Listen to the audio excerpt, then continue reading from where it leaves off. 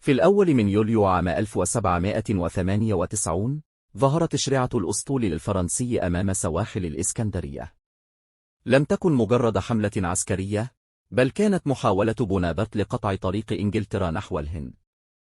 واجهت المدينة صدمة الغزو بمقاومة باسلة قادها حاكمها محمد كريم، الذي رفض تسليم مفاتيح المدينة مقابل بقائه في منصبه، مفضلا الشهادة على خيانة الأرض، لتسقط الإسكندرية وتبدأ الرحلة الشاقة نحو القاهرة. زلزال الثورة في القاهرة. لم يستقر بونابرت في القاهرة طويلا حتى انفجر الغضب الشعبي. في أكتوبر 1798 انطلقت ثورة القاهرة الأولى من قلب الجامع الأزهر.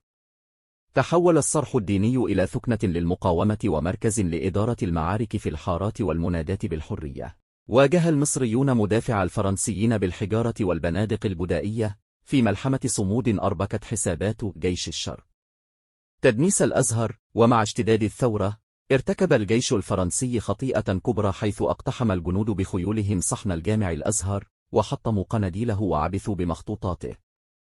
كان هذا المشهد نقطة تحول درامية، حولت الصراع من مجرد مقاومة احتلال إلى دفاع عن المقدسات والهوية، مما أشعل نيران المقاومة في أقاليم مصر كلها، من الدلتا إلى أقصى الصعيد.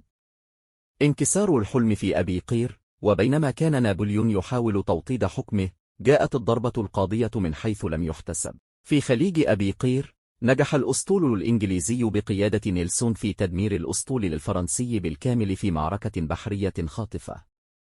تحطمت السفن، ومعها تحطم خط إمداد نابليون بفرنسا، ليجد القائد الذي أراد غزو آسيا نفسه محاصرا داخل مصر، بلا ظهر يحميه ولا بحر يعبره. رحل نابليون سرا وترك جيشه يواجه مصيرا محتوما، لكنه ترك خلفه درسا لم ينسه التاريخ.